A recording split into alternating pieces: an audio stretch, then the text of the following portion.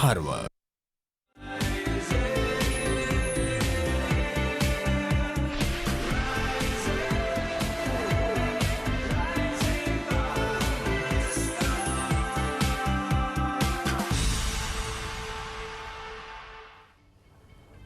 Good morning, अस्सलाम वालेकुम। Rising Pakistan में आपको कहेंगे खुश आमदीद। मेरे साथ हैं मोहम्मद शुएब, मेरे साथ है सबीन फारूक। राइजिंग पाकिस्तान में आपको कहेंगे खुश आमदीद। ये वर्ड बड़ा इंपॉर्टेंट है, राइजिंग।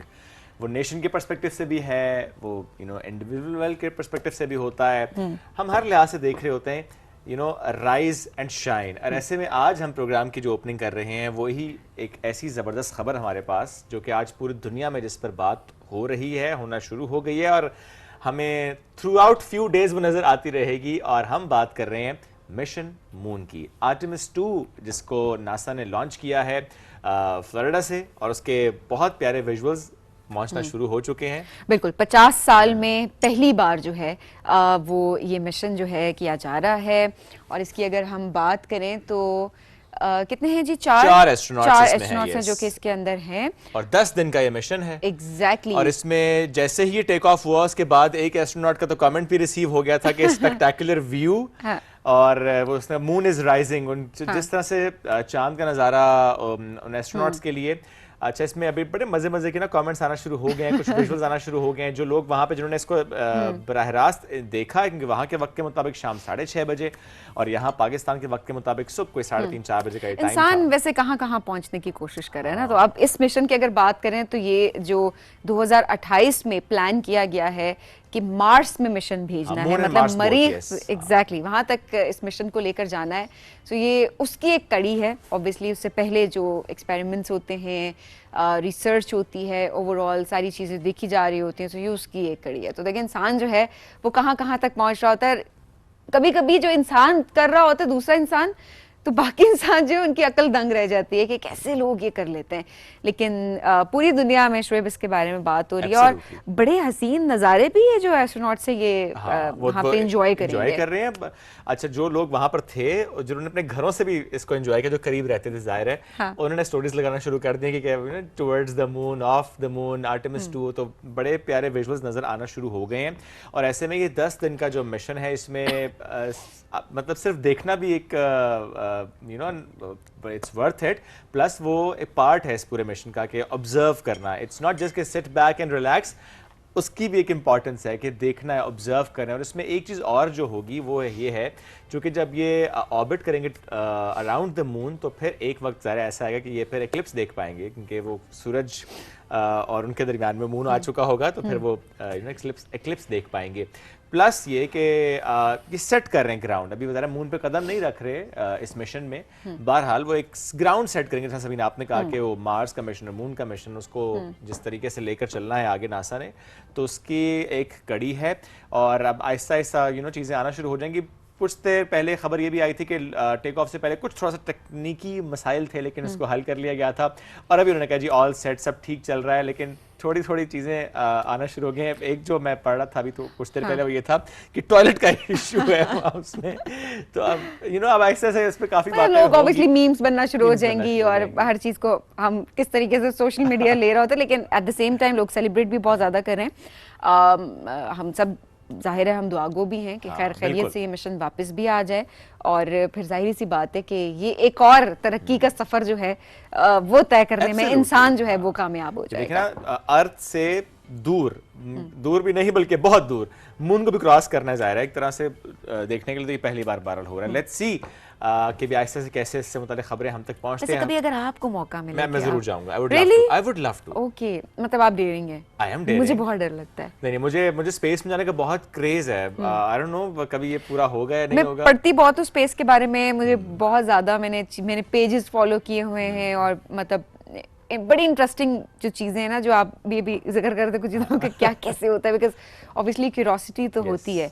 बट शायद वो सारी चीज़ें देख के मुझे लगे कि अगर मुझे कभी मौका दिया जाए तो मैं ना कर सकूं। नहीं, मैं जरूर करूंगा। अच्छा, मैं देखना चाहता हूँ सबीन, हम अक्सर देखते हैं ऊपर देखें तो हमें वो मून या सूरज की तरफ हम देख रहे होते हैं ना। सो मैं देखना चाहता हूँ कि वहाँ से अर्थ कैसे दिखती है? अर्थ ऊपर दिखेगी जाहिर है, क्योंकि रिलेटिव हो जाएगा। सो ऊपर अर्थ हो में कहीं पानी गिर क्यों नहीं रहा? सो आई डोंट नो, ये ज़रा क्यूरियोसिटी होती है। बहरहाल हम विजुअल्स के थ्रू एंजॉय कर पाएंगे इसको। लेट्स सी कि किस तरह से विजुअल्स हम तक पहुंचते हैं इन 10 डेज में। अब बढ़ेंगे नाज़रीन एक ब्रेक की तरफ, ब्रेक से वापस आएंगे, रहिए हमारे साथ। This is rising Pakistan.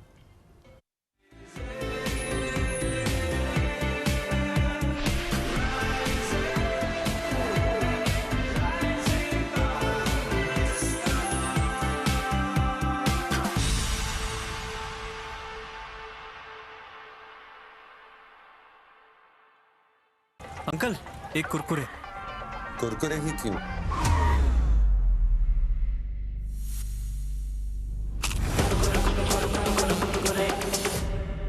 ऐਵੇਂ तो नहीं ना फिर। Crazy for Kurkure.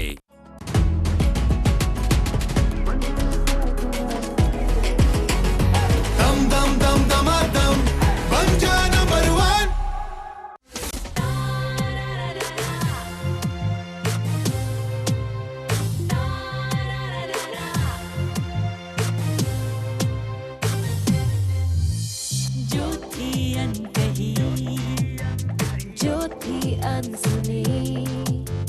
जिंदगी फिर भी रवां, सितारों का जहां, ये तन्हाइयां,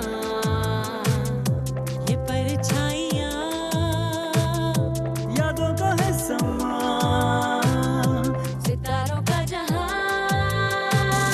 सितारों का जहां।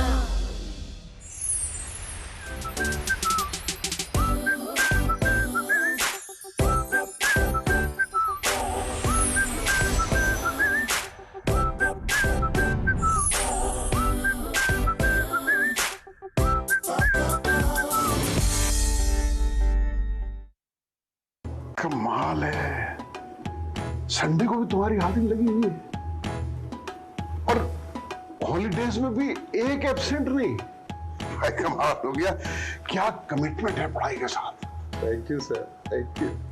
रांझा साहब, एक तो आप जब रांझा साहब कहती हैं ना जी, मैं समझता हूँ कि मैं असल रांझे में तब्दील हो गया हूँ। हम सारे पढ़ाई के मारे, रिस्क यहाँ भाई रिस्क है प्यारे, होंगे फिर भी वारे न्यारे वारे न्यारे वारे न्यारे। चलती है जो हमारी यारी, आज तेरी कल मेरी बारी, लव के टेस्ट की फुल तैयारी।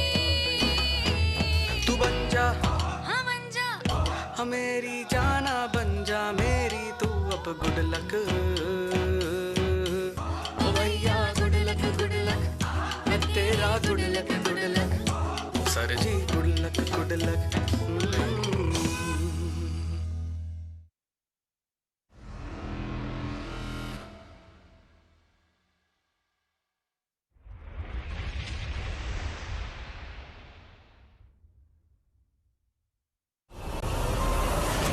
अपनी गलती को दुरुस्त करके दोबारा ट्राई करना चाहिए। तुम बहुत बड़ा बॉक्सर बन सकता है, तुम में टैलेंट है। पूरा लियारी खुश है कि तुम डॉक्टर बन रहा है। लियारी का लोग तो तब खुश होगा जब हम लियारी की आवाम के लिए काम करेगा। मैं तो चाहती हूँ कि फैसल भी मेरे साथ चले। अरे हम लोग का नाम रोशन करने का शौक है ना, तो हमारे साथ चल समंदर, मछलियाँ पकड़ ज्यादा। मेरे पास सिर्फ डैडी है और मैं उन्हें खोना नहीं चाहती। मैं आपको मना करती तो मुझे बहुत मायूब लग रहा था।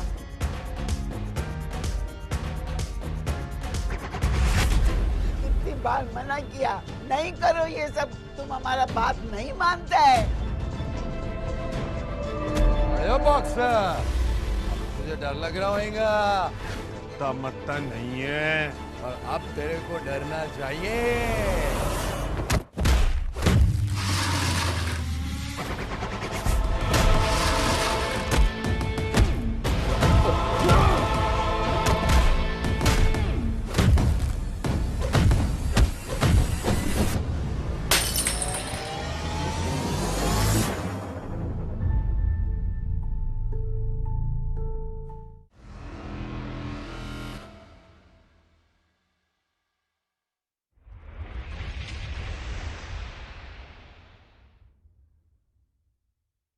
जिंदगी के लम्हात अच्छी यादों में ढल जाएं, तो इससे बेहतर और क्या बात होगी।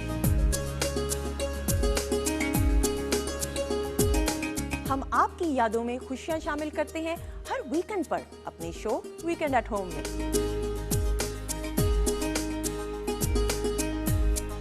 इसमें आपको हेल्थ टिप्स, मजेदार पकवानों की रेसिपी और दीगर मुफीद मालूमात भी फराहम की जाती है।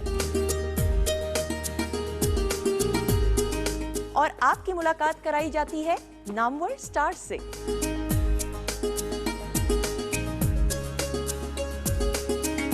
अपने लम्हों को खूबसूरत बनाने के लिए देखते रहिए वीकेंड एट होम सिर्फ पीटीवी नेटवर्क पर।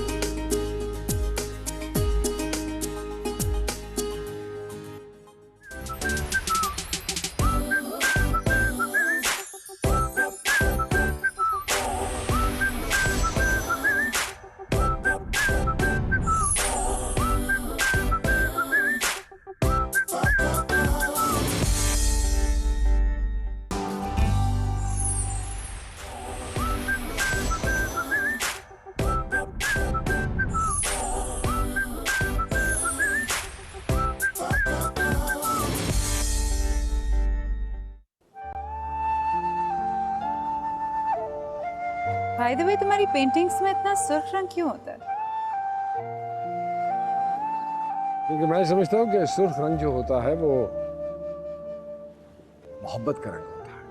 वो मेरा था ना मेरा हो पाया।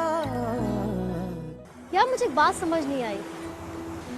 लोग कितना गलत कहते हैं ना तुम्हारे बारे में कि तुम बहुत मूडी इंसान हो। मोहब्बत बहुत मुश्किल चीज है, हर किसी के बस की बात नहीं है। तुम्हारा काम करने को दिल ही नहीं करता, बस घर पे बैठी हो तुम। मैं डैड को कभी इग्नोर करने के बारे में सोच नहीं सकती। जानता है ना मुंशी भाग गया। तुमसे ज्यादा बेहतर जानता हूँ मैं किरण के बारे में। पहली बार किसी ने हिम्मत की है खर्चा करने की। I am really sorry dad. Actually मुझे एक जरूरी मीटिंग पे जाना था। जब एक बार चली गई थी तो फिर क्यों आई हो? मैं नहीं आई समीर, तुम आए हो। इश्क ही मेरे लिए काफी था, हर खता पे क्यों सजा बेवजह।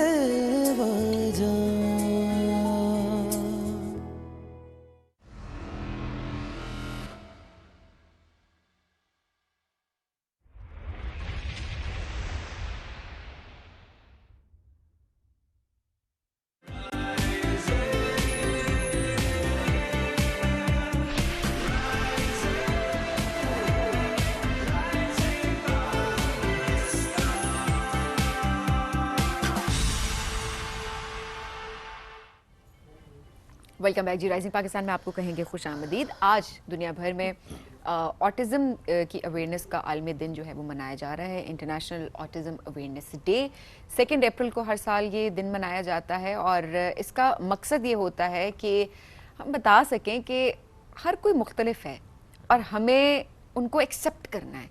हमें उसको बीमारी का टैग नहीं लगाना कि ये तो बीमार है या ये तो हम जैसा नहीं है। हर शख्स अलग है और मैं हमेशा ये बात करती हूँ कि देखिए हम सब डिफरेंट हैं और हम कहते हैं अच्छा कमी इसमें कमी उसमें।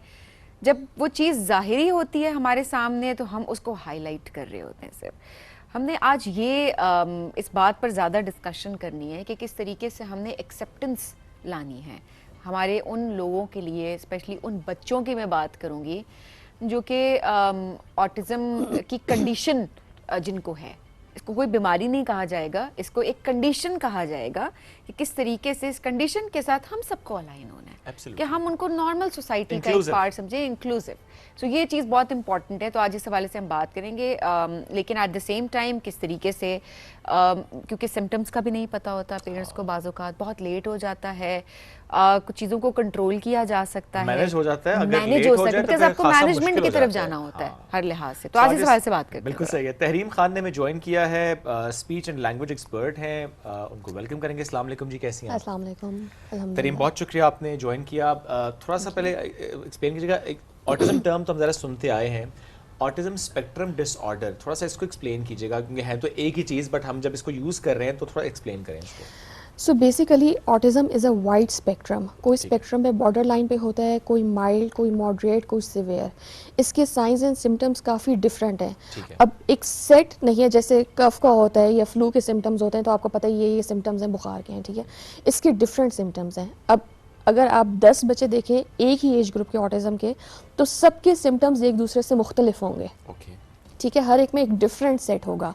मेजरली जो आपको इसमें साइंस एंड सिम्टम्स देखने को मिलते हैं, उसमें आई कांटेक्ट नहीं होता बच्चों का, अपने नाम पे रिस्पांस नहीं दे रहे होते बच्चे, दूसरे बच्चों के साथ घुलते मिलते नहीं हैं, डिलेड स्पीच आपको देखने को मिलेगी, बच्चा वक्त पे बोलना नहीं शुरू करता। अक्सर आपको ये देखने को मिलेगा कि बच्चा बोल रहा होता है और एकदम से रिग्रेशन ऑफ स्पीच आ जाता है। जो वर्ड्स, जो वोकैबुलरी वो यूज़ भी कर रहा था, उसने वो भी करनी छोड़ दी है। उसके अलावा आपको इसमें रेपिटेटिव बिहेवियर्स देखने को मिलेंगे।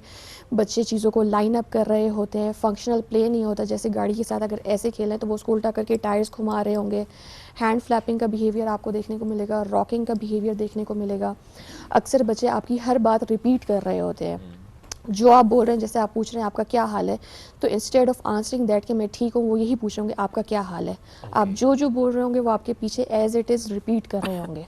या अगर वोकैबुलरी होती भी है तो उनके पास फंक्शनल वोकैबुलरी नहीं होती, जैसे पोएम्स आती होंगी, अल्फ़ाबेट्स आते होंगे, नंबर्स आते होंगे। पेरेंट्स कहते हैं बच्चा तो बोल रहा है, but that is not functional vocabulary. वो ABC बोल रहा है, बट वो दूध नहीं मांग सकता, वो पानी नहीं मांग सकता, वो खाना नहीं मांग सकता, वो अपनी नीड नहीं कम्युनिकेट कर सकता। उसके अलावा बच्चों में जॉइंट अटेंशन नहीं होती। अपनी नीड्स को वो दूसरे का हाथ पकड़ के उस चीज़ की तरफ लेकर जाएंगे और इस तरह से कम्युनिकेट करेंगे। वो पॉइंट नहीं करते। जैसे अगर आप कह रहे हैं कि मुझे वो चीज़ चाहिए, हम पॉइंट करके बताते हैं, वो पॉइंट नहीं करेंगे। वो यहाँ से आपका हाथ पकड़ेंगे, वो वहाँ तक लेकर जाएंगे और आपका हाथ उस चीज़ पे लगाएंगे। सही। अच्छा, हम इस पे फ़र्क किस तरह कर सकते हैं उन बच्चों में जो कि मोबाइल का ज़्यादा इस्तेमाल कर रहे होते हैं और इस वजह से एक इन्वायरमेंट ऐसा होता है कि वो अपनी दुनिया में वो बात नहीं कर रहे। मेरी अपनी फैमिली में भी एक ऐसा केस था जिसमें सब परेशान बहुत हो गए थे कि बच्चा काफ़ी बड़ा हो गया, वो बात नहीं कर रहा था, वो बोलता नहीं था, वो किसी से इंटरेक्ट ही नहीं कर रहा था। तो थोड़ी ऐसी, तो फिर डॉक्टर के पास गए, फिर थोड़ा उन्होंने उसको एनालाइज किया and all that, and then said कि वो क्योंकि आइसोलेशन में गया हुआ है, क्योंकि वो फ़ोन का इस्तेमाल इतना ज़्यादा है, इन्वायरमेंट ऐसा है कि वो बच्चा बात नहीं कर रहा। फिर आहिस्ता से जब फ़ोन की हैबिट उससे ख़त्म करवाई गई तो उसने बात करना शुरू कर दी। मैं इसलिए पूछ रही हूँ क्योंकि इनिशियल सिम्टम्स जो है ना, वो पेरेंट्स उसको आइडेंटिफाई नहीं कर पा रहे होते कि वो लेकर जाएं डॉक्टर के पास और बिल्कुल स्टार्ट से ना मैनेज किया जा सकता है। तो थोड़ा सा बताइएगा कि कैसे हम डिफ्रेंशिएट कर सकते हैं।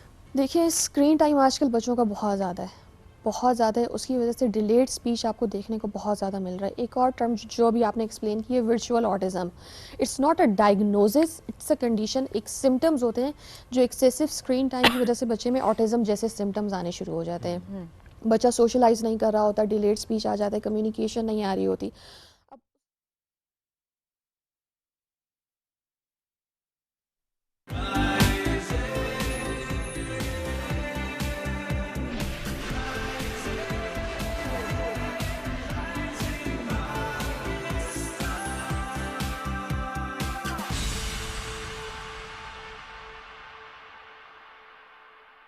ऑलरेडी उस बच्चे के साथ भी डील कर रही है, वो उस डिप्रेशन के साथ भी डील कर रही है। यही वजह है कि हमने देखा है कि फिर ऐसे फैमिलीज, ऐसे पेरेंट्स फिर फैमिली गैदरिंग्स को अवॉइड करते हैं, शादियों पे नहीं जाते, ईद पे नहीं जाते।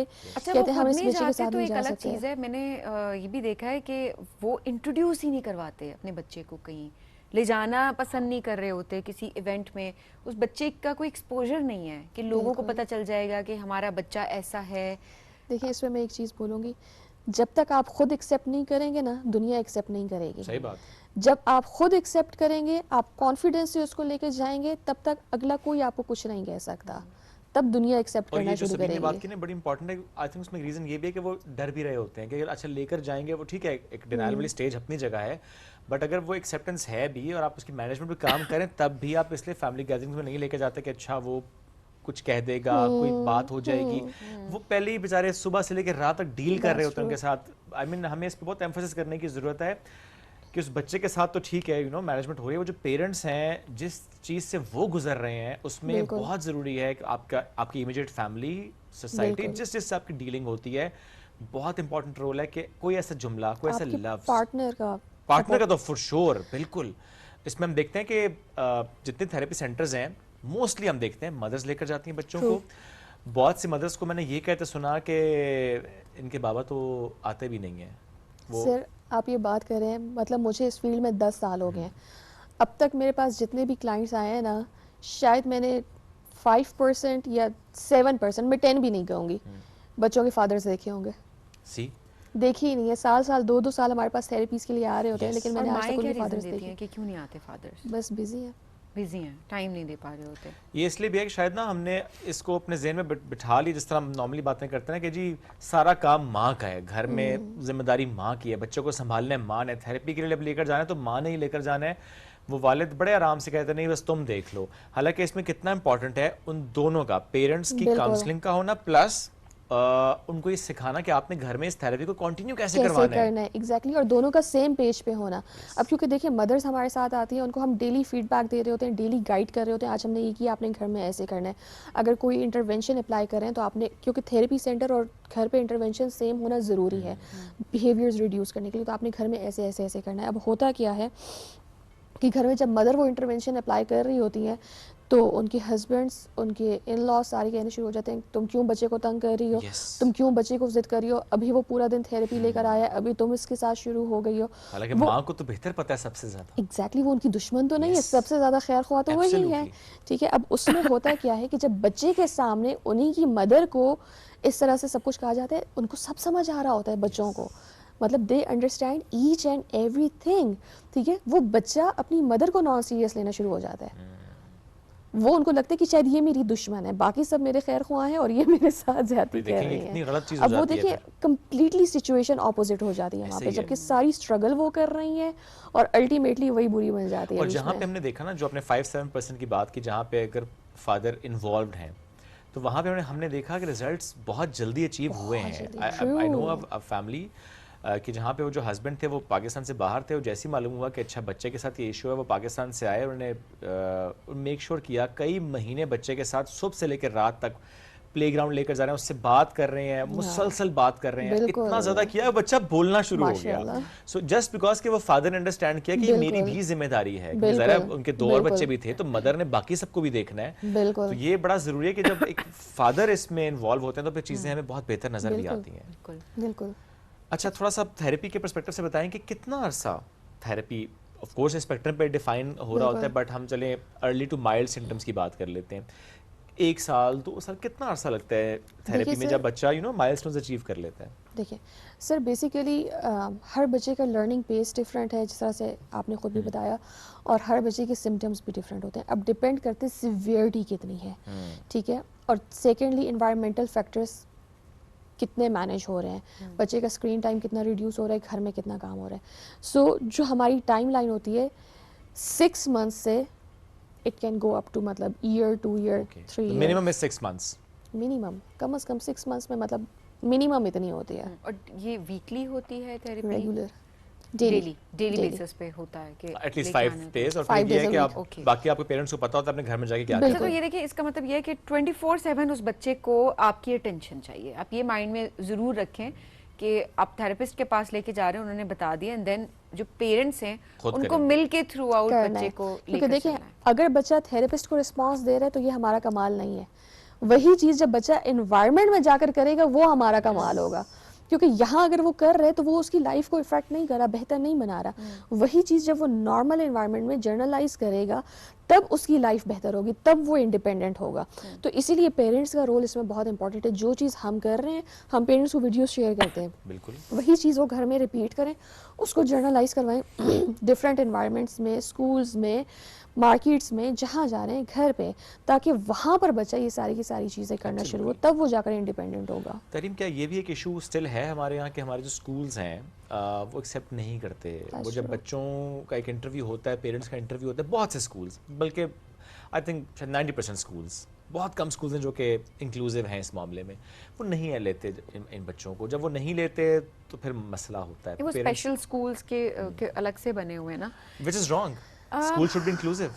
हाँ, इंक्लूसिव होना चाहिए, बट थोड़ा सा ये होता है कि एक जो क्लासरूम है उसी में वो बच्चे शायद उस तरीके से ना सीख सकते हों, उनको एक स्पेशल अटेंशन की ज़रूरत हो, प्रॉब्ली स्पेशल। लेकिन हाँ, एक क्लास में अगर आप नहीं रख सकते, लेकिन ऐसा ना हो कि स्कूल्स एक्सेप्ट ही ना करें, आप अलग क्लासरूम उसी के साथ आके बच्चे ब्रेक में जो सिर्फ पढ़ाई मुझे के लगता तौर है पे कि अलग क्लास क्लास नहीं होनी चाहिए। Why I am saying this क्योंकि हम उन बच्चों को पहले वो इतने डिस्टर्ब हैं, प्लस मुझे ये लगता है कि वो जो बाकी बच्चे हैं ना, उनको हमने ये बताना और सिखाना है कि ये इंक्लूसिविटी है, कि वो बच्चा आपके साथ पढ़ेगा, यू नो, आपने मिलकर चलना है। अगर हम पहले से अलग क्लास या अलग स्कूल, अलग सेटअप रखेंगे, बच्चा इन्वायरमेंट में भी शायद उसको एक्सेप्ट नहीं करेगा। नॉर्मल बच्चा किसी को भी एक्सेप्ट नहीं करेगा। सर देखिए, जो आपने बात की, हमारे पाकिस्तान में ख़ास तौर पे इंक्लूसिव स्कूल्स नहीं है, ठीक है। हम लोग सबसे पहले क्या करते हैं, बच्चे को 1-to-1 थेरेपी प्रोवाइड करते हैं। 1-to-1 थेरेपी में हमारा मेजर गोल ये होता है कि इसको इतना इंडिपेंडेंट कर लें कि ये एक मेन स्ट्रीम स्कूल में जा सके, ठीक है। अब जब हम यहाँ से करके उनको भेजते हैं मेन स्ट्रीम स्कूल में डिस्चार्ज करके, वो आगे से एक्सेप्ट नहीं करते, ठीक है। अब मैं हर दफ़ा ये कहती हूँ उनको, कहें आप 1 हफ़्ता इसको रखें। ऑब्वियसली बच्चा, इनको ट्रांजिशनिंग में डिफ़िकल्टी होती है, वो फर्स्ट डे जाएगा तो उसको एंजाइटी होगी, नया एनवायरनमेंट है। हम लोग भी नई जॉब पे जाते हैं, पहला दिन तो हम लोगों को भी होती है, दैट्स कम्प्लीटली नॉर्मल, ठीक है। उसको टाइम लगेगा, 1 हफ़्ते का टाइम आप उसको दें कि वो एडजस्ट हो उस एनवायरनमेंट में। उसके बाद आप डिसीजन लेके आपने उसको रखना है या नहीं रखना, ठीक है। क्लासरूम्स में एटलीस्ट हर क्लासरूम में 2 बच्चे होने चाहिए, कोटा होना चाहिए। बाकी बच्चों के लिए भी ज़रूरी है। वो उस एज से जब इंक्लूजन पे काम करेंगे, देखेंगे कि these are the part of society, वो उनको तब से एक्सेप्ट करना शुरू करेंगे। तो अब जाकर, जिस तरह से अब यहाँ पर हम लोगों के लोगों में क्यों नहीं है एक्सेप्टेंस, क्योंकि बचपन से हमें नहीं सिखाई गई ना। अगर बचपन से सिखाई जाती तो अब सब इस चीज़ को एक्सेप्ट कर रहे होते, हमारे लिए कम्प्लीटली नॉर्मल चीज़ होती। सो स्कूल्स में इंक्लूजन होनी चाहिए, हर स्कूल में क्लिनिकल साइकोलॉजिस्ट होना चाहिए। अब तो शैडो टीचर्स भी होती हैं। I was about to say that कि बहुत से स्कूल्स में शैडो टीचर्स हैं, स्पेशली बच्चों के लिए, जो कि बहुत अच्छी बात है। उसमें होता है कि ये बच्चे जब हमारे पास आते हैं तो उनके साथ एक टीचर अटैच हो जाती है। उनका जो कोर्स करिकुलम है उसको शॉर्ट कर दिया जाता है। ज़रूरी नहीं है कि पूरी क्लास जितना वो पढ़ें, ठीक है। उसकी नीड्स के अकॉर्डिंग कम कर दिया जाता है। वो उसी क्लास में बैठ के अपना कोर्स पढ़ता है, बाकी बच्चों के साथ बैठते हैं, उनके साथ लंच टाइम करेगा, सर्कल टाइम करेगा, सारी एक्टिविटीज में बोलना भी उस तरीके से सीखेगा। बिल्कुल, क्योंकि देखें they are very good visual learners. बल्कि कुछ चीजों में बहुत शार्प होते हैं, बहुत शार्प होते हैं। स्पेशली मैंने देखा मैथ्स में बहुत ज्यादा शार्प होते हैं। बड़े हसास होते हैं। हमने अक्सर वीडियोस और जब हम देख रहे होते हैं कि शायद जो एक चीज़ किसी के साथ हो रही है, आप में उस तरीके से फील नहीं कर पा रहे होते जितने इमोशनली इंटेलिजेंट ये बच्चे होते हैं। मैं इस चीज़ पे आपको 2 इंसिडेंट्स बताऊंगी।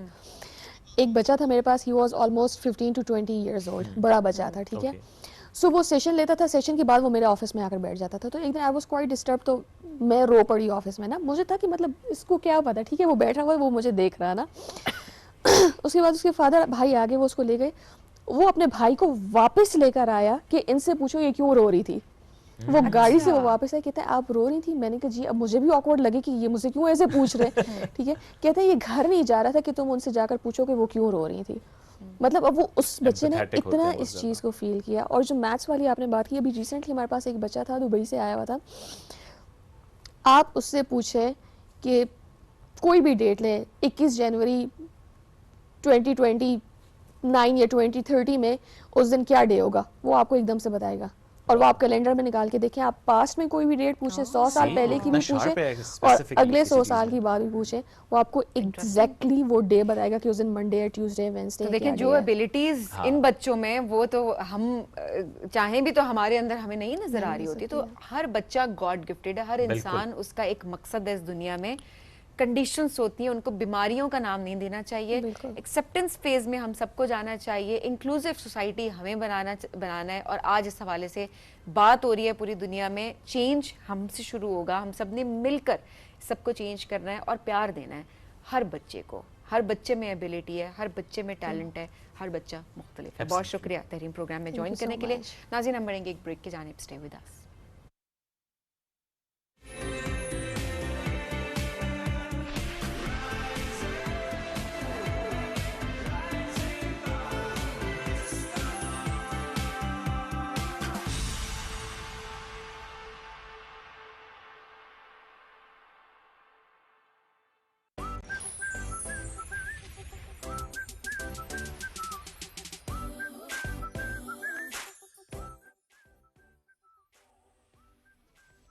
सुबह 8 बजे से 9 बजे तक की नशरियात के लिए हमारे साथ ताउन किया है Kurkure, number 1 detergent, Ufone 5G।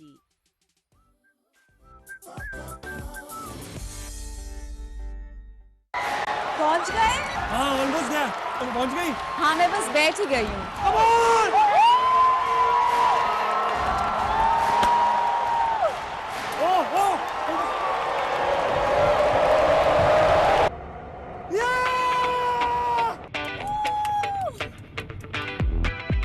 Get ready for 5G from Ufone and Telenor.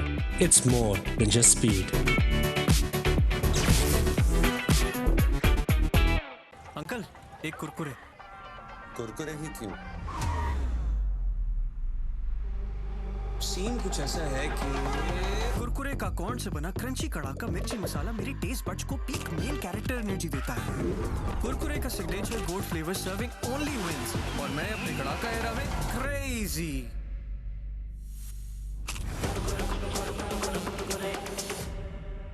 ऐਵੇਂ तो नहीं ना फिर। Crazy for Kurkure.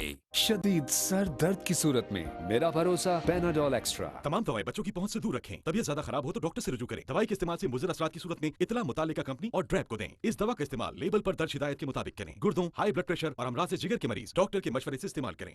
अंकल एक कुरकुरे। कुरकुरे ही क्यों?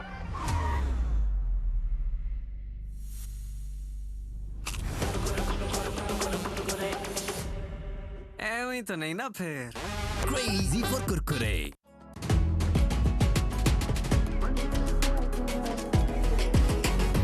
दम दम दम दमादम बन जा number 1।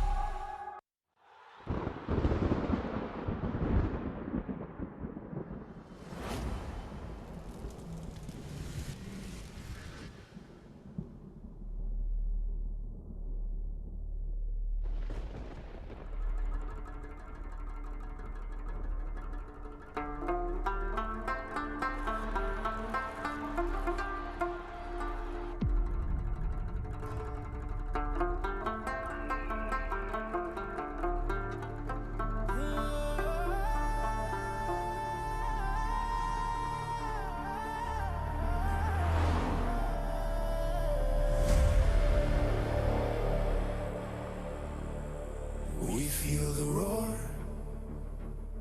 like thunder in the stands. One heart, one plan. Rise up tonight. March as the yellow storm. Unbroken form. अब तुम महसूस कर रहे हो ये आग। क्या तुम इसे और बुलंद महसूस नहीं करते? क्या तुम इसे अपनी हिम्मत बनाने दो? अब तुम महसूस कर रहे हो ये आग। क्या तुम इसे और बुलंद महसूस नहीं करते? क्या तुम इसे अपनी हिम्मत बनाने दो?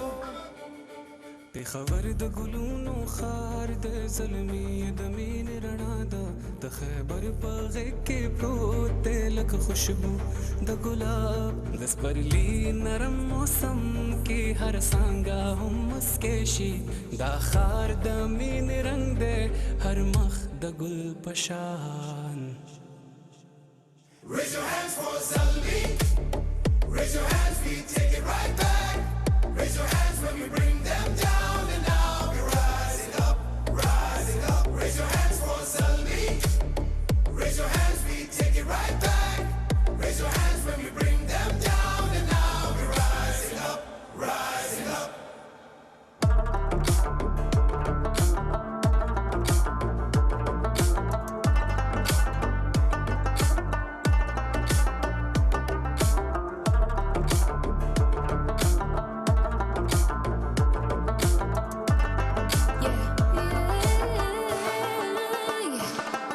सामने जो भी आ जाए ज़ल्मी के इरादे नहीं जानता वो आ जाने दो. ये सिर्फ खेल नहीं ये जुनून है पेशावर की शान से टकराए कौन आ जाने दो.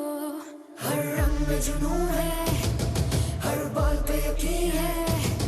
क्राउड बोले ज़ल्मी, ये सिर्फ टीम नहीं, ये पहचान है. इस मिट्टी, इस ज़मीन है.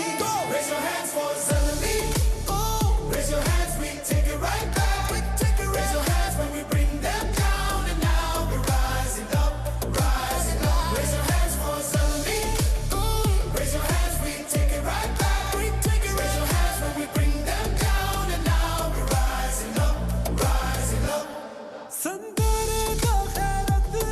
हर कदम की गो यहाँ ज़ल्मी अकल पर यार बकल यादीगी बहर ख्वाह खिज़ला ज़बूंगा चोर हौसले ज़बूंगा और दाजनुल्लम के बखावे खी गुरु सादा So raise your hands for Zalmi. Raise your hands, we take it right back. Raise your hands when we bring them down, and now we're rising up, rising up. Raise your hands for Zalmi. Raise your hands, we take it right back. Raise your hands when we bring them down, and now we're rising up, rising up.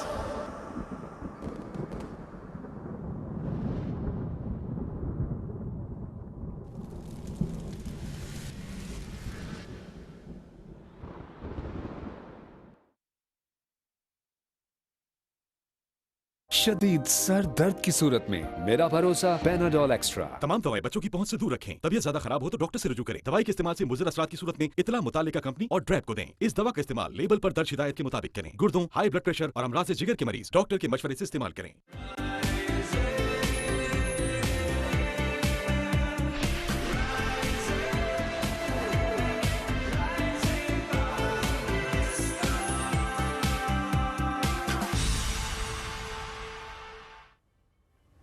Welcome back ji. Rising Pakistan में आपको कहेंगे खुश आमदीद। और आज हमें join किया है जी एक इंसान दोस्त शख्सियत ने जो कि इंसानियत के लिए वो बहुत काम कर रहे हैं।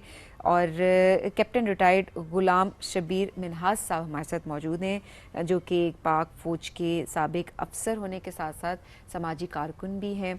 रिटायरमेंट ली लेकिन उसके बाद जो है उन्होंने कहा कि नहीं, मैं मुल्क को सर्व करना नहीं छोड़ूंगा, इंसानियत की खिदमत करना नहीं छोड़ूंगा।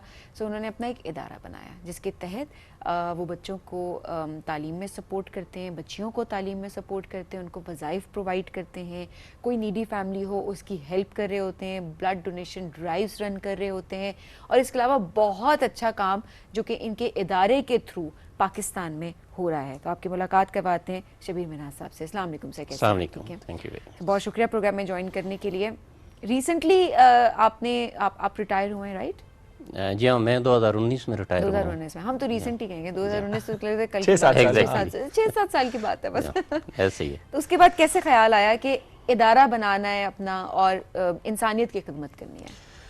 मैंने 30 साल आर्मी में सर्व किया है। मेरे वालिद साहब भी पार्टीशन से पहले ब्रिटिश आर्मी में थे। बड़ा भाई 71 वार में शहीद हुआ, तो एक तसलसल था। तो जब वहाँ से रिटायरमेंट हुई तो वो कहते हैं ना कि फ़ौजी कभी भी रिटायर नहीं होता। तो मैंने सोचा कि अभी नेशन को मज़ीद सर्व करना चाहिए, आके कम्युनिटी में सर्व करना चाहिए। तो फिर हमने बुनियादी तौर पे एक मददगार फाउंडेशन की बुनियाद रखी। और जो हमारा बेसिक एम था ना, इसके 6 शोबा जाते हैं वैसे तो, लेकिन आर्फन एज होम जो है ना, बच्चों पे काम हमने शुरू किया और उसका एक ख़ास पस मंज़र था। मेरे वालिद साहब, मैं 8वीं में था तो दुनिया से रुखसत हो गए थे। बहनें बड़ी थी, वालदा साहिबा थी। लेकिन इससे भी बड़ा मैं साहब, मेरा एक भांजा है राशिद मिनास, उसके साथ हुआ। वो अभी दुनिया में नहीं आया था तो उसके वालिद साहब का मर्डर हो गया था। तो उसने कहा यार ये बड़ी स्ट्रगलिंग लाइफ है, तो हमने यतीम बच्चों पे काम करना है। तो मैं 2019 में रिटायर हुआ। 2020 में हम बैठे, इस पर एक स्ट्रेटजी बनाई। तो 2021 में हमने परवरिश के नाम से इस मददगार फाउंडेशन के प्लेटफॉर्म पे ख्वाजा अब्दुल्ला साहब हमारे प्रेसिडेंट हैं, वो हमारे साथ आए। फिर हमने मिल के ये फाउंडर ग्रुप है बेसिक, इन्होंने परवरिश के नाम से जो है ना वो काम शुरू किया। और अभी आपका जो सेटअप है ये चकवाल में है? हमारा सेटअप चकवाल में भी है और चकवाल से भी ये रूरल एरिया है, देहाती इलाका है। बेसिक चकमलूक नाम है गाँव का, वहाँ पर ये परवरिश जो है ना वो काम कर रहे हैं। इस वक्त कितने बच्चे हैं जिनकी परवरिश वहाँ पर हो रही है? इस वक्त हमारे पास 32 बच्चे हैं और टोटल 37 है, जिसमें से 5 बच्चे हमारे अल्हम्दुलिल्लाह प्री कैडेट कॉलेज में क्वालिफाई कर गए हैं। अच्छा, माशाअल्लाह, वहाँ पे आ गए हैं। तो उनको तो आपने अपने पैरों पे खड़ा कर दिया है ऑलमोस्ट, क्योंकि देखें आप ज़ाहिर वहाँ से आगे उनके लिए ज़िंदगी निस्बतन आसान हो। अल्हम्दुलिल्लाह, सुम्मा अल्हम्दुलिल्लाह। और आई थिंक यही एक टारगेट होता है, स्पेशली जब हम इन इदारों की बात करते हैं कि ज़ाहिर है आप कुछ साल तक उनको टेक केयर ऑफ देम, और उसके बाद आपकी कोशिश होती है कि अपने अपने वो तालीम के एतबार से हो, वो प्रोफेशनल लाइफ में हो, वो आगे बढ़ जाएं। एग्जैक्टली। और ये बड़ी खुशी की बात है, एक बच्चा भी जब इस तरह से आप उसकी परवरिश कर लेते हैं और आप देखते हैं उसे कि अब उसको वो उस जगह की ज़रूरत नहीं रही, अब वो अपने ओन पे करेगा, तो आपको लगता है कि ये आपकी अचीवमेंट है। वो बड़ा एक जो है ना हमारे लिए भी काबिल फ़ख्र लम्हात होते हैं वो। और ये बच्चों का बैकग्राउंड जो है ना, ये 11 बच्चे हैं जिनके माँ और बाप दोनों नहीं हैं। जो हमारे पास हैं रिसेंटली, और बाकी बच्चे हैं उनकी बाप नहीं है। तो ये इनका बड़ा कमज़ोर बैकग्राउंड है। कोई होटल पे काम करता, कोई वर्कशॉप में काम करता था। एक बच्चा है वो कचरा चुनता था, तो उन बच्चों को हमने उठाया वहाँ से और उनको फिर प्रॉपर IT लैब बनाई, इंग्लिश मीडियम स्कूलिंग, उनकी रहाइश, खुराक, परवरिश, वो लैविश किस्म की अल्हम्दुलिल्लाह। तो ये जो राशिद मिनाज साहब हैं, ये फ़ेज़ 1 में इन्होंने अपना घर डोनेट किया। अब गांव में इनके ये खुद रेंट पे आ गए चकवाल शहर में, तो उस गांव में, उस घर में हमने काम शुरू किया। अच्छा। तो अब अल्हम्दुलिल्लाह 12 कनाल अराजी हमारी आबाई थी, उसको हमने डोनेट किया। वहाँ पे प्रॉपर एक इदारा बंद है, 300+ बच्चों पे जो है ना वहाँ पे एक जदीद इंस्टीट्यूट बनाने जा रहे हैं। ओके, ताकि ज़्यादा बच्चों को ले पाएंगे। अभी कैपेसिटी भी इतनी ही है जो कि आपने कहा 32-37 बच्चे, 40 बच्चों की हमारे पास है गुंजाइश। वो ऑलमोस्ट सब जो है ना वो करीब हैं। तो इस साल अभी अब मई में इंशाल्लाह जो है ना लेंटर हमारा डल जाएगा इंशाल्लाह। जो नई बिल्डिंग है ग्राउंड फ्लोर तैयार हो जाएगी, इसी साल हम एंड पे शिफ्ट हो जाएंगे। और सिलेक्शन आप लोग किस तरह करते हैं बच्चों की? इसमें हमारा कोई क्राइटेरिया इस तरह के मिनिमम 5 साल और मैक्सिमम 10 साल इस एज ब्रैकेट के बच्चे हम लेते हैं, और उसमें फिर नेसेसरी जो डॉक्यूमेंटेशन होती है वो हम उसको करते हैं। और माँ बाप दोनों नो या बाप नो या खुदा न खास्ता कोई डाइवोर्स केस हो, ऐसी खातून हो तलाक याफ्ता, तो उसके बच्चों को हम ले लेते हैं। सही। फिर प्रॉपर हम एक एडमिशन टेस्ट उनका जी प्लीज़ कंटिन्यू। एडमिशन टेस्ट एक लेते हैं उनका, फिज़िकल हेल्थ का जो है हमारा एक पैनल है, डॉक्टर तशाम साहब उसको हेड करते हैं। वो एक डॉक्टर साहबान का पूरा एक पैनल है, वो इसी तरह उनका मेडिकल चेकअप करते हैं, प्रॉपर उनका इंटरव्यू करते हैं। तो उसके बाद हम उनको अपने दायरे में जो है ना ले। तो अगर कोई मेडिकल कंडीशन हो तो फिर क्या करते हैं? मेडिकल कंडीशन हो तो फिर हमारे पास जो है ना वहाँ पे इदारे हैं जो इस तरह के बच्चों को देख रहे हैं, तो उनके साथ हमारे MOUs हुए हैं, तो फिर वहाँ पे हम उनको बच्चों को फैसिलिटीज़ के एतबार से ना कि आप एनरोल कर लें और उसके बाद आपके पास वो कैपेसिटी ना हो, तो जाहिर है वो बच्चों के साथ फिर उस लिहाज से जस्टिस नहीं होता ना। तो लोग खुद रीच आउट करते हैं या आप की टीम्स हैं जो कि काम कर रही होती हैं ऑन ग्राउंड, जो आइडेंटिफाई कर रही होती हैं कि ये बच्चे हैं जिनको हमने एनरोल कराना है इंटरव्यूज़ के पर्सपेक्टिव से? शुरू में तो हम रीच करते थे लोगों को, लेकिन अब चूँकि अल्हम्दुलिल्लाह चकवाल और तलगंग में हमारा एक नाम है और लोग ऑलमोस्ट अवेयर हो चुके हैं इस हवाले से, तो अब लोग खुद जो है एप्लीकेशन हमारे पास आती हैं। तो साल में एक ही बार हम लेते हैं बच्चों को। दिसंबर में इनका प्रोसेस शुरू होता है और फेब में वो कंप्लीट करके बच्चे हमारे पास आ जाते हैं। मार्च में जब नया तालीमी सेशन स्टार्ट होता है तो डे 1 को बच्चे हमारे यूनिफॉर्म, बुक्स, बैग लेके स्कूल में हो जाते हैं। सही। अच्छा, तालीम के अलावा क्या क्या आप लोग और क्या सर्विसेज? ये बड़ा अच्छा सवाल किया आपने। जो मददगार फाउंडेशन है जिसका एक ये परवरिश है जो में, इसके 6 शोबाजात और भी हैं। उसमें एक ब्लड डोनेशन हम करते हैं, उसमें कोई खुदा न खासा कोई हादसा हो जाए इमरजेंसी की सूरत में, या जो थैलेसीमिया के बच्चे हैं उन पे हम काम कर रहे हैं। एक जॉब पोर्टल है जिसमें जॉबलेस बच्चे और बच्चियां हमारे साथ ऐड है। सर अल्हम्दुलिल्लाह इस वक्त 20,000+ बच्चे और बच्चियां हमारे उस में हैं, और उनको हम फैसिलिटेट करते हैं चकवाल चैम्बर के साथ, मुख्तलिफ इदारों के साथ हमारे MOUs हुए हैं, और उन बच्चों को हम गाइड करके फैसिलिटेट करके जहाँ पे भी जॉब अपॉर्चुनिटी हो वहाँ पे उनको हम अप्लाई करवाते हैं। और ये 2025 में अल्हम्दुलिल्लाह 1100+ बच्चे और बच्चियों को हमने अकोमोडेट करवाया है। ये बड़ा एक जो है ना अचीवमेंट है हमारी। इसी तरह एक मोबाइल किचन है हमारा। संडे को जो है ना हम जो मेहनत कश लोग होते हैं, कोई गली साफ़ कर रहे हैं नाली, उसके लिए उनके लिए लंच बनाते हैं और उनको जो है ना सर्व करते हैं। एक जनरल एड है, उसमें हम कुछ किसी फ़ीस बच्ची का फ़ीस का इशू हो, किसी को व्हील चेयर चाहिए हो, कोई हेल्थ इश्यूज़ हो, कोई छोटा मोटा उनका काम हो, तो वो जो है ना हम कर देते हैं।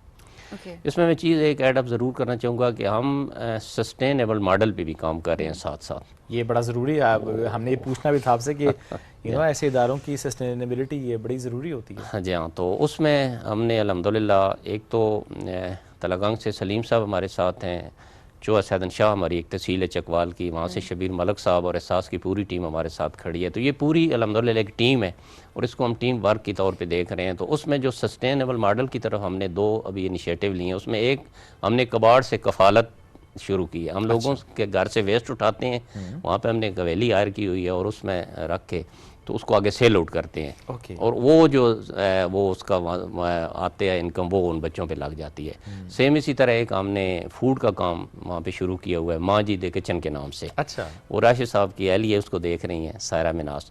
तो वो भी इसी तरह जो है हम फूड डिलीवर करते हैं शहर और सराउंडिंग एरिया में, और वो भी जो रेवेन्यू होता है वो इन बच्चों पे खर्च होता है। ग्रेट। अच्छा, मैं देख रहा था कि कुछ छोटे कारोबार के लिए माली इमदाद भी आपका इदारा फराहम कर रहा होता है, क्या क्राइटेरिया है, किस तरह से आप लोग माली इमदाद फराहम करते हैं और कितनी करते हैं? हमने जब शुरू में ये काम किया तो हम भी लोगों को राशन देते थे, लेकिन जल्दी हमें एहसास हो गया कि ये इसका मुस्तकिल हल नहीं है। हर माह वही लोग राशन लेने के लिए आ जाते थे और अपने एंड पे वो कोई उसमें नहीं करते थे। फिर हमने अपनी स्ट्रेटजी को चेंज किया, जो हमारी गवर्निंग बॉडी है ये बैठे इस पर हमने किया। तो फिर हमने लोगों को कहा कि अब जो है ना मछली नहीं, हम आपको मछली पकड़ने वाली मशीन देंगे, आप ख़ुद जो है नेमत करें। तो फिर हमने माइक्रो जो है ना उनको लोन देना शुरू कर दिया। उसका एक क्राइटेरिया है कि बंदा से हम उसकी चॉइस पूछते हैं, उसकी स्किल पूछते हैं। कोई कहता है कि जी मैं इसमें रेडी लगा सकता हूँ, मैं अच्छा ये डिलीवर कर लूँगा, तो उसका जो बजट होता है वो बना के हम उसको बतौर कर्ज़े हसना देते हैं और एक आसान सी किस्त में हम उससे वापस ले लेते हैं, उसको अपने पाँव पे खड़ा कर लेते हैं। तो इस तरह के छोटे मोटे जो कारोबार हैं हम लोगों को बना के देते हैं। और अभी तक कितने ऐसे कारोबार हैं जो कि आप लोगों ने इस्टेब्लिश किए, और कोई सक्सेस स्टोरी अगर आप शेयर करना चाहें तो? अभी तक हमने अल्हम्दुलिल्लाह 180 लोगों को जो है ना 180 लोगों को कारोबार बना के दिए हैं। और उसमें मैं अगर एक आपके साथ शेयर करूं कि हमारे एक माजूर भाई थे जो पिछले कई बरसों से वो भीख मांग रहे थे, तो हमने उन्हें मोटिवेट किया, बुलाया, उनका ट्रेनिंग सेशन किया, उनके साथ बैठे। तो अल्हम्दुलिल्लाह इस वक्त चकवाल में वो अपनी शॉप चला रहे हैं माशाल्लाह, अल्हम्दुलिल्लाह। ज़बरदस्त। देखिए ये बड़ा ज़रूरी है कि जहाँ पर आप डोनेशन तो कर रहे होते हैं लेकिन कोई ऐसी चीज़ डोनेट कर दें जिससे उनको दोबारा हाथ फैलाना ना पड़े।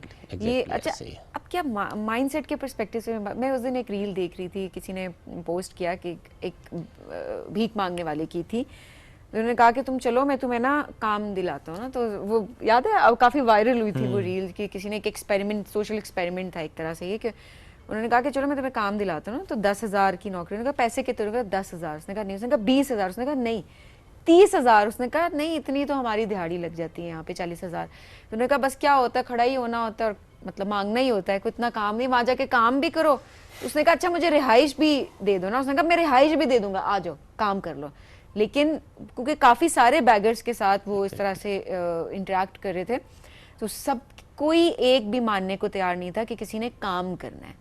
सो देखिए मजबूरियां अपनी जगह होती हैं, बट किस तरीके से आप अपने लिए रास्ता बनाते हैं कि आपने मेहनत नहीं छोड़नी, कि जिस तरह एक रेडी लेकर दे दी, अगर आपका माइंडसेट है तो आप एक छोटी सी चीज़ से अपने लिए कुछ स्टार्ट कर सके कि आपको हाथ ना फैलाने पड़े, चाहे थोड़ा हो आपके पास, लेकिन हक हलाल की एक चीज़ है, अपनी मेहनत की एक चीज़ है।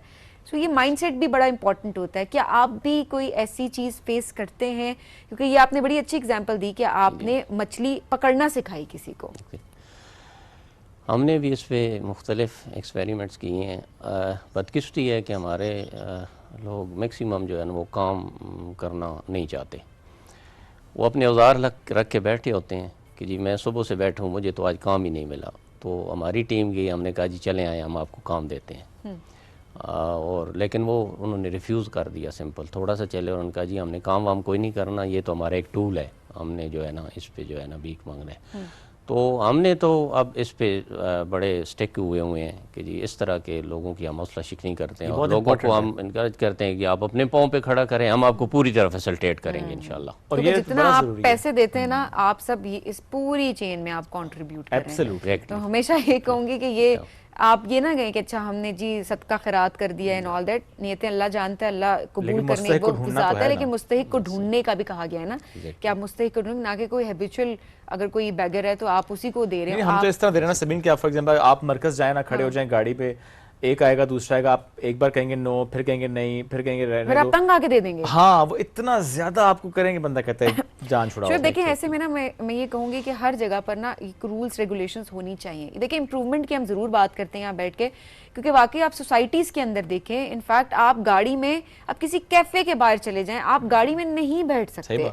और सिग्नल पे देख लो। शुएब, सबसे ज़्यादा जो चीज़ मुझे बॉदर करती है वो ये है कि ये तक भूल जाते हैं कि एक खातून गाड़ी में बैठी हुई है, शीशे के ऊपर आ जाएंगे, नॉक करते रहेंगे, कोई पर्सनल स्पेस का ख्याल नहीं रखा जाएगा और थ्रू आउट वो नॉक करेंगे। खातून बैठी है, आप कम से कम, मैं इस लिहाज से ज़रूर बात करूँगी कि एहतराम होता है, कोई इसमें एथिक्स होते हैं, उनको भी तो देख कर और चलना इसमें मैं होता क्या है। चीज ऐड और करता हूं, कोई सुनील, उनको वहां पर ना रोकता नहीं है। और इसमें एक दूसरा पर्सपेक्टिव भी है, जिस पे बात शायद कभी नहीं होती। आपने कहा ना खातून गाड़ी में बैठी हुई और कोई आके आपसे इस तरह कर रहा है, फॉर एग्जांपल अगर एक मर्द बैठा हुआ है गाड़ी में, कोई खातून है, ट्रांसजेंडर है, जिस तरह के वो जुमले बोल के आपसे पैसे लेते हैं, बंदा अनकंफर्टेबल होता है। एग्जैक्टली आप भाई के साथ बैठे हुए हैं, हाँ, आप कजिन के साथ, लेट्स सपोज आप दोस्त के साथ किसी के साथ भी बैठे हुए हैं, कोई ऐसे जुमले देना, और बच्चों को ऐसे ट्रेन किया हुआ होता है कि वो बच्चे वही सेंटेंसेस बोल रहे होते हैं और आपको समझ नहीं आती कि अच्छा बड़ों को आप डांट डपट कर दें, बट इन फूलों को क्या कहें।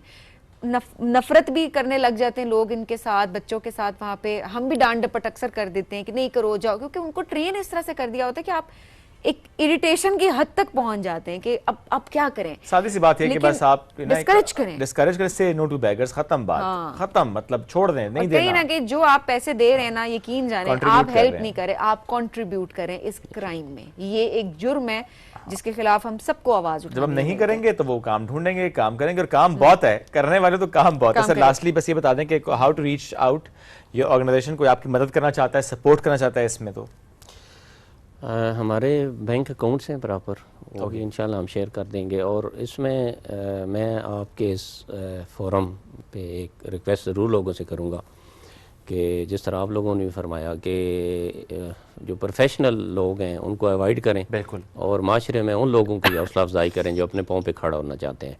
ये जो हमने यतीम बच्चों पे काम शुरू किया है, इसकी भी बेसिक एक वजह ये भी थी कि ये वो एक नस्ल दर नस्ल एक चैन है कि जो बेचारे जो है ना वो बचपन में ही इन कामों में पड़ जाते हैं, आगे जाके जो ब्रेक करने हैं इनको एक बच्चा अपने पाँव पर नहीं खड़ा हो रहा, ये एक पूरी नस्ल है जो अपने पाँव पर खड़ी हो रही है इंशाल्लाह। और आने वाले वक्त में इंशाल्लाह जो है ना चेंज आएगा। ये हम सब जब बच्चों को जब संभाल लेंगे, उसकी परवरिश कर लेंगे, तो वो पूरे खानदान को लेकर चलेगा। सर बहुत शुक्रिया, साथ मौजूद थे, बहुत ज़बरदस्त माशाल्लाह काम आप कर रहे हैं, बड़ी अच्छी सोच के साथ कर रहे हैं।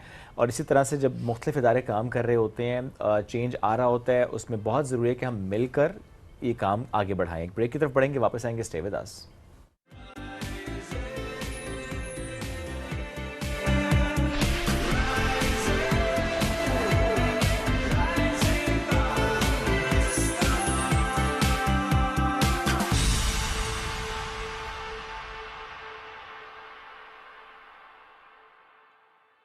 अंकल एक कुरकुरे।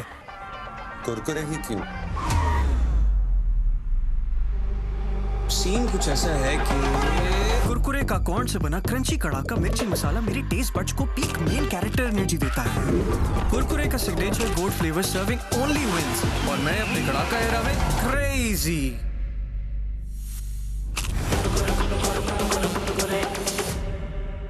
ऐਵੇਂ तो नहीं ना फिर। Crazy for Kurkure. पहुंच गए? हाँ ऑलमोस्ट गया। तुम पहुंच गई? हाँ मैं बस बैठ ही गई हूँ।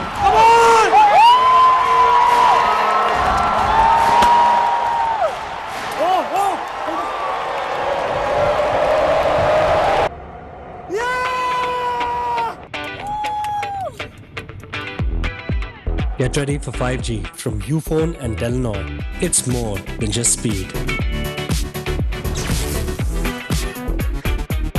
शदीद सर दर्द की सूरत में मेरा भरोसा पैनाडोल एक्स्ट्रा। तमाम दवाएं बच्चों की पहुंच से दूर रखें। तबीयत ज्यादा खराब हो तो डॉक्टर से रुजू करें। दवाई के इस्तेमाल से मुज़र असरात की सूरत में इतला मुतालिका कंपनी और ड्रैप को दें। इस दवा का इस्तेमाल लेबल पर दर्ज हिदायत के मुताबिक करें। गुर्दों, हाई ब्लड प्रेशर और अमराज जिगर के मरीज डॉक्टर के मशवरे से इस्तेमाल करें।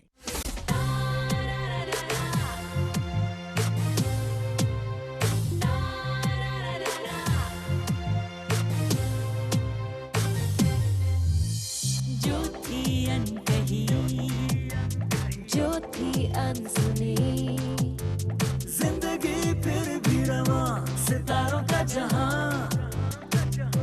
ये तन्हाइयां, ये परछाइयां, यादों का है समा, सितारों का जहां, सितारों का जहां।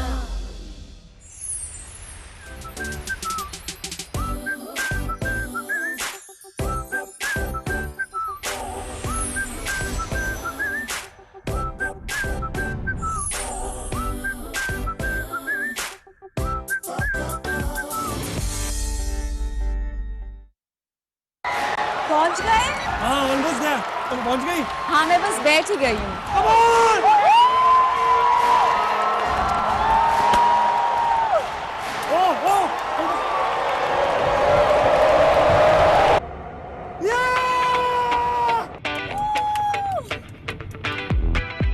Get ready for 5G from Ufone and Telenor. It's more than just speed. Uncle एक कुरकुरे। कुरकुरे ही क्यों?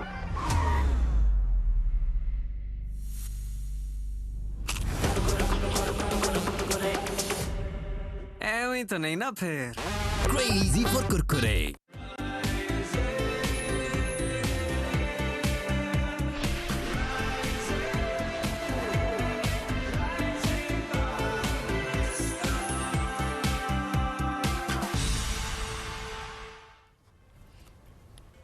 Welcome back. राइजिंग पाकिस्तान में एक बार फिर कहते हैं खुश आमदीद। स्किल्स जिसकी बहुत ज़्यादा बात हो रही होती है, अब तो इट्स अ बज़वर्ड जी कि स्किल होगी तो ही आप आगे बढ़ेंगे, पर आज हम बात करेंगे स्किल के साथ कौन सी स्किल चाहिए। यानी यू हैव दैट स्किल लेकिन फिर भी आपका एक और स्किल होनी चाहिए जो कि कम्युनिकेशन स्किल है। देखिए जब लीडरशिप की जब हम बात करते हैं ना कि लीडरशिप स्किल्स होनी चाहिए हम सबके अंदर, क्योंकि किसी ना किसी कैपेसिटी में हम सब लीड कर रहे होते हैं, हम सबके अंदर एक लीडर करना चाहिए। एग्जैक्टली लेकिन ऐसे में एक लीडर के लिए कम्युनिकेशन स्किल्स बेहतर होना कितनी इंपॉर्टेंट। और क्या लीडर्स बाय बर्थ होते हैं या कि एनवायरनमेंट बनाते हैं उनको? मुझे लगता है हालात बना देते हैं। नहीं, कुछ लोग होते हैं जो कि बाय बर्थ उनके अंदर वो स्किल्स हमें नजर आ रही होती है। हाँ वाकई वो उनको लीड करना पसंद है हर जगह पे, और फॉलो नहीं करते, वो फॉलो नहीं कर पा रहे होते, अगर वो टॉक्सिक भी हो जाते हैं वो लोग, लेकिन क्योंकि कई जगहों पे आपको फॉलो करना पड़ जाता है, बट ये होता है कि उनके अंदर एक लीडर होता है और वो कहते हैं जी हमने हर जगह पे लीड करना है।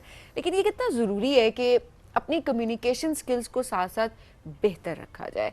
अब जिस तरह आजकल जो मीम्स बन रही हैं और जो सोशल मीडिया पे अक्सर हम वीडियोस देख रहे होते हैं ना कि अब इंस्टेंट क्या बोले वो तो मुझे नहीं पता, बट ये होता है अक्सर के जैसे मैं आपसे पूछ रही हूँ कि हाउ आर यू, आप कहेंगे आई एम फाइन थैंक यू, जो हमेशा नॉर्मल कॉन्वर्सेशन। लेकिन अब जो है ना वो डिमांड मार्केट की बड़ी बढ़ चुकी है कि नहीं ये ऐसे नहीं, आप इस तरह बोलें। अब जो इंटरव्यूअर है वो भी उस लिहाज से कैंडिडेट को देख रहा होता है कि किस तरीके से जो है ना बेहतर किसकी कम्युनिकेशन स्किल्स है, क्योंकि आप इम्प्रेस कर सकते हैं इस हवाले से। तो आज हम इस टॉपिक पे बात करेंगे ताकि हम सब हम मिलकर अपने अंदर के लीडर को जगा सके। सईद सुमेरा ने हमें ज्वाइन किया, एजुकेशनिस्ट हैं, पब्लिक स्पीकर हैं, लीडरशिप ट्रेनर हैं, तरबियत और रहनुमाई फराहम कर रही हैं। लेट्स वेलकम हर। अस्सलाम वालेकुम जी। वालेकुम सलाम। कैसी हैं आप? ठीक ठाक हैं? अल्हम्दुलिल्लाह, I am great. As you are saying that I am fine, how are you? ये बताएं कि अगर हमसे कोई हाउ आर यू तो जवाब क्या दें?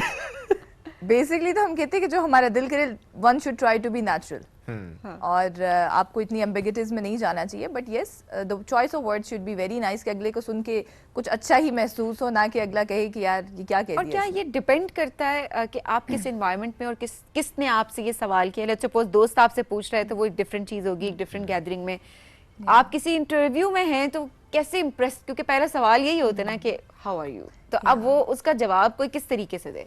Yes, it's a very valid point जो आपने हाईलाइट किया कि जब हम इट्स कम्युनिकेशन बेसिकली हम कैसे किसी चीज़ का रिस्पांस दे रहे हैं, how we are responding, so उसमें फॉर्मल और इनफॉर्मल कम्युनिकेशन आती है। So we really need to guide everybody, not I will talk about the youngsters और चिल्ड्रन, कि सबको ये पता होना चाहिए कि फॉर्मल और इनफॉर्मल कॉन्टेक्स्ट में किस तरह की वोकैबुलरी और कैसी कम्युनिकेशन होनी चाहिए। फॉर एग्जाम्पल आप अपने किसी फॉर्मल इन्वायरमेंट में हैं, आपका कोई सीईओ आपके सामने, तो ये तो नहीं कह सकते हाय यार कैसे हो।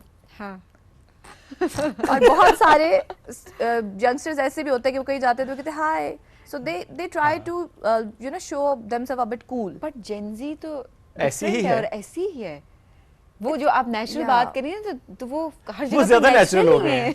Yes, so this is something that we really foster कि हमें इस चीज़ पे थोड़ा सा काम करना है, क्योंकि अगर हम सोशल मीडिया पे देखें लोग कम्युनिकेट कर रहे हैं, लेकिन अनफॉर्चुनेटली वो कम्युनिकेशन वो वर्डिंग इस तरह की है कि everybody is targeting the other person, और आपकी चॉइस ऑफ वर्ड्स कि आप एक नॉर्मल बात भी कह रहे होते हैं तो अगले को लगता है कि वो ऑफेंड हो जाता है कि यार इसने पता नहीं क्या कह दिया। सो choice of words, way of communication, it is very important, और इस चीज़ पे हम बहुत ज़्यादा स्ट्रेस देते हैं कि एटलीस्ट एवरीबडी शुड लर्न कि बात कैसे करनी है, कहाँ करनी है और किन अल्फाज में करनी है। क्या ये वजह भी है कि बहुत ज़्यादा इनफॉर्मल हो गई है conversation just because of social media? हम आपने बड़ा अच्छा कहा, बॉस से इस तरह बात नहीं इंसान करता, इन्वायरमेंट पे डिपेंडेंट होता है। Generally cool casual urban progressive के चक्कर में हम आके ना थोड़े खराब हो गए हैं। उसमें कोई बुराई नहीं है इफ आई से कि मतलब अगर आप एक फ्रेंडली गैदरिंग में बैठे हैं सो इट्स फाइन, लेकिन अगर आपको ये देखना है कि आपने ग्रो कैसे करना है, basically it's part of your growth. ये सॉफ्ट स्किल्स हैं जो हम कहते हैं कि you need to learn and you need to differentiate. जैसे हम कहते हैं कि आपको पता होना चाहिए क्या सही है क्या गलत है, तो कौन सी जगह पे आपने किस तरह से अपने आप को प्रेजेंट करना है, because this thing is needed to stand out of the crowd. क्योंकि हम सिर्फ पाकिस्तान में या अपनी कम्युनिटी में नहीं बल्कि we are working internationally as well. So why this thing is important कि आपको क्यों लैंग्वेज पे या कम्युनिकेशन पे काम करना है। जब आप अपने आप को दूसरी कंट्रीज़ के साथ लेके जा रहे हैं, इंटरनेशनली आप कम्युनिकेट कर रहे हैं, कोलैबोरेट कर रहे हैं, तो definitely they people will see के हु इज़ द पर्सन, और हम फिर अपने आप को रिप्रेजेंट कर रहे हैं। तो जो फिर आप वो कहते हैं ना, अक्सर हम कहते हैं कि आपकी जो बोलना है वो ये बता देता है कि आपका बैकग्राउंड क्या है, आपकी तरबियत क्या है।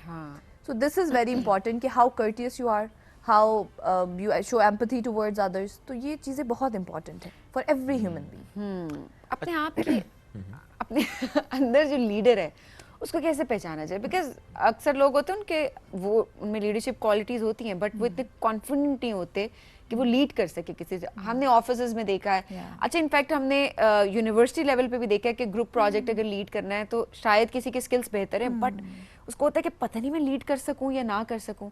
इस चीज़ पे कैसे काम कर सकते हैं और अपने अंदर के लीडर को कैसे जगा सकते हैं? सबसे पहला क्वेश्चन तो एक ये आता है कि बहुत सारे लोगों को अभी तक ये कॉन्सेप्ट नहीं है कि लीडरशिप है क्या और हमने लीडर बनना ही क्यों है। जैसे स्कूल में अगर एक बच्चे को एक डेजिग्नेशन दी जाती है ना कि आप मॉनिटर हैं या आप CR हैं, तो वो पेरेंट्स ही कह देते हैं नहीं नहीं नहीं नहीं तुम्हें इतनी रिस्पॉन्सिबिलिटीज मिल जाएंगी तो आपने ये नहीं करना, आपकी पढ़ाई अफेक्ट हो जाएगी। सो leadership is basically about the mindset कि आपने लीड कैसे करना है, इंस्पायर कैसे करना है। सो रादर हम ये माइंडसेट बच्चों को नहीं देते बल्कि हम उनको ये बताते हैं कि ये एक लायबिलिटी है, आपके ऊपर प्रेशर आ जाएगा, बहुत सारे काम आ जाएंगे। सो अनफॉर्चुनेटली हम जैसे बहुत लोग कहते हैं जी हमारा एजुकेशन सिस्टम पीछे है, हमारे मुल्क में ये मसला है। सो एजुकेशन सिस्टम में मसला नहीं है लेकिन हमारा फोकस डिफरेंट है। हम मार्क्स पे फोकस कर रहे होते हैं, हम बच्चों के माइंडसेट पे फोकस नहीं करते। और बचपन से हमें ये चीज़ सिखाई जाती है, जैसे आप लोग इनिशियली कह रहे थे कि लीडरशिप इन्वायरमेंट से है, किस तरह से है, इनबॉर्न है, इननेट है, क्या एबिलिटी है। सो हम बच्चों को ये बताते हैं कि नहीं नहीं बस वो फलां का बच्चा इंटेलिजेंट है, आप नहीं है। या जैसे हम कहते हैं कि जी पॉलिटिक्स है या कोई स्किल्स हैं तो वो किसी एक फैमिली के ही एट्रीब्यूट्स हैं और उन्हीं के लिए है। तो unfortunately it's a wrong concept and paradigm जो हम बचपन से ही बच्चे के माइंड में डाल देते हैं कि भाई लीडरशिप कुछ लोगों के लिए, leadership is for few people, intelligence genius is for few people. हम कहते हैं जी फलां का बच्चा बड़ा ज़हीन पैदा हुआ है, हालांकि ऐसा नहीं है। सो अगर एक बचपन से आप एक बच्चे को वो माइंडसेट दे रहे हैं कि you are the leader, you have ability and you can do this, तो यू कैन इमेजिन कि जब वो बच्चा ग्रो करेगा तो वो क्यों नहीं लीड करेगा। True. So this is something कि we all have leaders in us, लेकिन हमें ये सिखाया नहीं जाता। और ऑब्वियसली हम कहते हैं कि लीडरशिप भी एक स्किल है जो कि सीखी जाएगी। और कहाँ सीखी जाएगी? Leadership starts right from you, because हम हर चीज़ के लिए कहते हैं कि जी you need to be dependent. Parents कहते हैं जी स्कूल्स का काम है, हम फी पे कर रहे हैं, स्कूल्स ने बच्चे को ग्रूम करना है, ठीक है। अब स्कूल्स ये कहते हैं कि जी आपका बच्चा तो जो घर से इन्वायरमेंट लेके आ रहा है हम उसको एजुकेट तो कर सकते हैं लेकिन हम उसको ड्रास्टिकली चेंज नहीं कर सकते। तो वो एक कंटिन्यूस फाइट है पेरेंट्स में, टीचर्स में, स्टूडेंट्स में। तो बेसिकली लीडरशिप क्या है? Leadership is to understand your abilities and to take initiatives, कि आप अपॉर्चुनिटीज़ का, चीज़ों का वेट ना करें बल्कि अपने बच्चों को ये सिखाएं कि you have this opportunity, you have this ability and you have to do it yourself. कि आपने दूसरों पर रिलाई नहीं करना है कि जी आपके फादर करेंगे, आपके टीचर्स आपके लिए करेंगे, वो आपको कोच कर देंगे, फैसिलिटेट कर देंगे, लेकिन आपने अपने लिए चीज़ें करनी खुद हैं। और मुझे लगता है कि ये माइंडसेट हमें अपनी कंट्री में इनकलकेट करने की ज़रूरत है, because we are just acting as the blame throwers. Government ने ये नहीं किया, हम कहते हैं जी हमारे इंस्टीट्यूट्स हमारे लिए ये नहीं कर रहे, जॉब्स नहीं है, एजुकेशन ऐसी है। सो किसी चीज़ में कोई प्रॉब्लम नहीं है, but the problem is with in us कि आप कहाँ पे वो इन्वायरमेंट क्रिएट कर रहे हैं, आप कहाँ पे अपने आप को ग्रूम करने की कोशिश कर रहे हैं। सो अनफॉर्चुनेटली ये वो ड्रॉबैक्स हैं, सेटबैक्स हैं जिसकी वजह से हम लीडर्स प्रोड्यूस नहीं कर रहे, हम फॉलोअर्स प्रोड्यूस कर रहे हैं। और अगर हम लीडर का नाम लेते हैं तो सबके माइंड में सिर्फ यही आता है लीडरशिप की डेफिनेशन की। फर्स्ट अगर मैं कहती हूँ लीडर तो आपके माइंड में क्या आ रहा है? कोई पॉलिटिशियन, फिगर्स आ जाती हैं। हाँ, कोई पॉलिटिकल फिगर आ जाएगा या इस तरह से। तो एक वो माइंडसेट बचपन से ही बना दिया गया। So we need to change this mindset कि everybody is leader in their own domain, redefine करने की। हाँ, मतलब लीडरशिप से हमें ये लगता है कि एक डेजिग्नेशन है, एक पोजीशन है, आपका कोई डेजिग्नेटेड बंदा बैठा है तो वही लीडर है. हालांकि it's everywhere and it should be everywhere. So it's not about designation, it's about how you are taking things and how you are doing things. अच्छा, थोड़ा सा अगर आसान करें इसको, कोई 2-3 ऐसी हैबिट्स या 2-3 ऐसी चीज़ें जो आप बता सकेंगे ये अपने अंदर आप पैदा करेंगे, इस पर काम करें तो you can become a leader. जो फर्स्ट इम्पॉर्टेंट चीज़ है दैट इज़ द कम्युनिकेशन, कि हमें कम्युनिकेशन सीखनी चाहिए, प्रॉपर्ली सीखनी चाहिए. अनफॉर्चुनेटली इस पे कोई काम नहीं करता, क्योंकि आप अब एक चीज़ देख लें कि सोशल मीडिया पे हम देखते हैं everybody is criticizing the other person. और हमें ये लग रहा है कि हमारा पूरा राइट है कि मैं बैठ के इनके बारे में कोई भी बात कर सकती हूँ, right from the dressing, the colour, ethnicity. So it's not about, और फिर चॉइस ऑफ वर्ड्स. तो अगर आप अपने आप को एक लीडर कह रहे हैं, फॉर से मैं किसी ऑर्गेनाइजेशन को लीड कर रही हूँ और मेरी वर्डिंग इस तरह की है कि जो कि अप्रोप्रिएट नहीं है, तो how can I be leader? So we need to learn not only the communication but effective communication, कि आप इफेक्टिवली अपनी बात को कन्वे कैसे करें. आप लीडर तभी बन सकते हैं जब आप दूसरों को इंस्पायर कर रहे हैं. तो क्या आपके वर्ड्स इतने इंस्पायरिंग हैं कि आप उससे किसी को कन्विंस कर लें या मोटिवेट कर लें? अगर हम पास की एग्जांपल लें, इलामा इकबाल की एग्जांपल ही ले लें. सो ही वाज द पर्सन कि सिर्फ पोइट्री से ही इंस्पायर्ड द यंगस्टर्स एंड उन्होंने एक मुल्क का सोचा और उन्होंने कैसे एक इनकलाब लाया. तो वो जस्ट वर्डिंग थी.